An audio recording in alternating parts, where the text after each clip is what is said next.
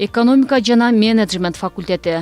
Өткөн кылымдын 70-жылдарынан бери иштеп келе жаткан экономика жана менеджмент факультетинин курамында 6 кафедра болсо, болочоктогу экономист, бухгалтер, каржы адистерини чет тилдерин айкалыштырып үйрөтүүнү жолго коюшкан.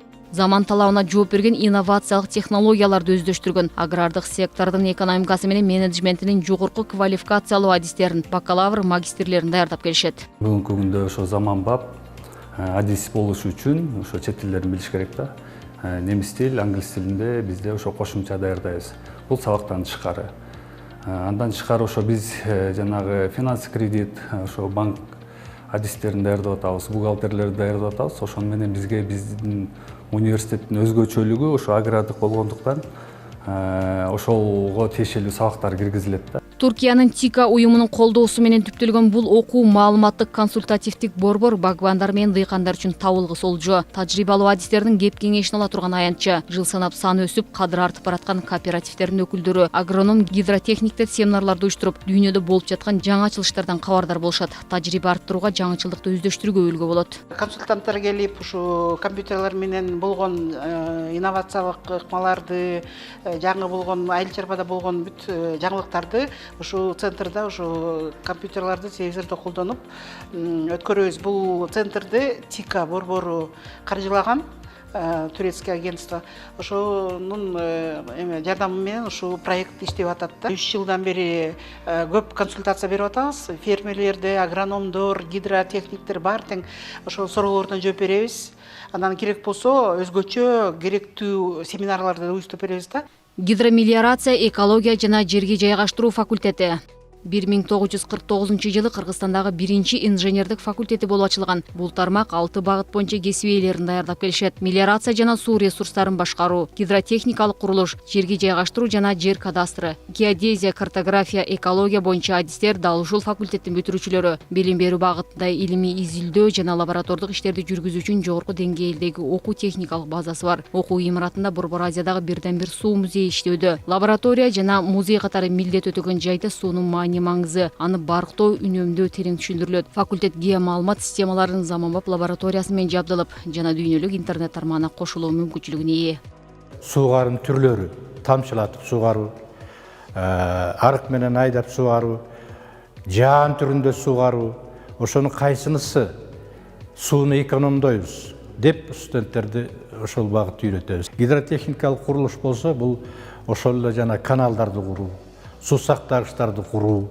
Мына ушул эки багыт негизинен ушу суу ресурстарына багытталган. Андан кийин жерге жайгаштыруу жана жер кадастры факультети, буда кесипчилиги, буда мурун госрегистр деп койчубуз, азыр жер агенттиги ошол кесип ээлерин даярлайбыз. Жерди да туура пайдаланып, кимге менчикке кандай түрүнө бериш керек деген багытта биз балдарга билим беребиз. Картография, геодезия болсо, мына бардык кандай курулуштун түрү болбосун, канал салабы, жол салабы, геодезистерсиз алар өлчөмөйүн, алардын да иши болбойт. Анан акырында биз экология, айлана чөйрөнү коргоо багыты боюнча да кесиптер даярлайбыз. Билип атасыздар, азыр экология жааты да өтө бул глобалдык, дүйнөлүк проблема болуп баратат. Маалыматтык системалар жана аралыктан билим берүү институту IT технология менен айыл чарбасын айкалыштырган кесип ээлерин 18 багыт боюнча даярдап чыгарган институт Санарип 2019-2023 программасын алганда жана билим берүүдө, айыл чарба өндүрүшүндө IT технологияны өнүктүрүү максатында түзүлгөн. Эл аралык карып катнашта мыкты иш алып барган институттун студенттери жигердүү билим алуунун жолуна түшкөн. Бүгүнкү күндө биздин институтта 1800дөн ашык студент сырттан жана күндүзгү дистанттык билим берүү технологияларын колдонуу менен окуп билим алышат. Биздин институттагы университетте билим берүү боюнча көптөгөн иштерди алып барат. Мисалы үчүн Новосибирск агрардык университети менен ирибиздүү малдарды электрондук китепче берүү боюнча айыл чарба министрлиги менен дагы биргеликте ушу иштерди алып барып атабыз. Университетте дагы биз институт спорттук иш-чараларды, квалификацияны жогорулатуу иштерин алып барабыз. Бүгүнкү күндө биз азыр келечекте айыл чарбасындагы IT технологияларды өнүктүрүү боюнча жаңы заманбап технологиялар менен байланышкан кесиптерди ачуу боюнча университеттин башка факультеттери менен биргеликте иштерди алып барып жатабыз. Экинчи, үчүнчү курстун студенттери үчүн акылдуу үй, акылдуу күнөзкана, робот жасоону үйрөткөн бул лабораторияда технологиянын жетишкендиктери, мобилдик телефон аркылуу баарын башкаруу болору түшүндүрүлүп, элимде жасалган ачылыштарга саякат жасашат. Атайын тиркем аркылуу үйдүн электр жарыгынан тарта жылыткыч, желдеткич өңдүү, энергияга туташкан жабдууларды башкаруу ыкмалары үйрөтүлөт. Акылдуу күнөзканалардын макетин жасашкан да. Бул артыбызда турган болсо, биздин студенттер акылдуу үй ката үй деп, ар бир комнатанын лампочкасын өчүп күйгүзгөнүн, ар бир включательди, точканы өчүрүп, удаленно алыстан өчүрүп, телефондон башкаруу боюнча деп жасашкан да. Телефондон удаленно каякта интернет болсо, ошол жерден өчүрүп, күйгүзүп иштетип алабыз да. Ошого балдарды практикалык өзүңөр көрүп тургандай мындай робот машиналарды пульт менен башкаруу боюнча Bluetooth менен телефонго кошуп алып башкаруу ушундай машиналерди жасоого атайын даярдалган лаборатория.